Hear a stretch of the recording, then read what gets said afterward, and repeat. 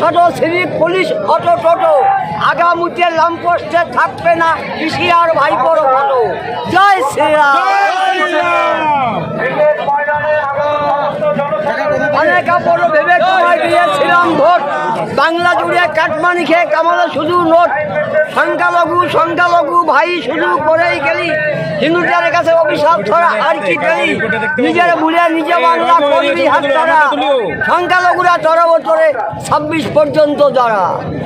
নদিয়া জেলা ধানতলা থানা দত্তফুলিয়া অঞ্চল কুশবেরিয়া গ্রাম রানাঘাট 2 নম্বর ব্লক।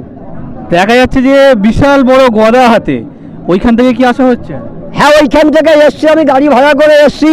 এটা আশা করি সুরেন্দ্রবাবুকে দেওয়ার জন্য আমি এনেছি।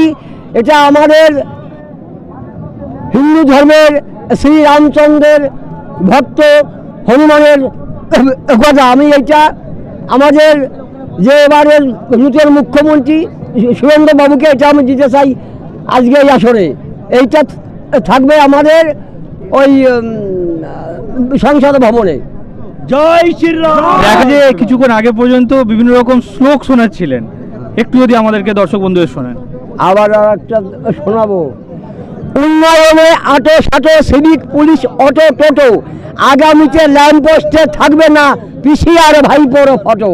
জয় শ্রীরাম।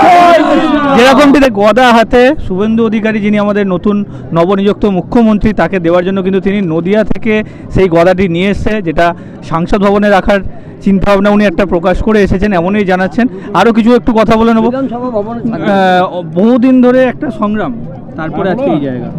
আবার বলতে হবে, অনেক আপরে ভেবে তোমায় দিয়েছিলাম ভোট, বাংলা জুড়ে কাটমানি খেয়ে কামালে শুধু নোট।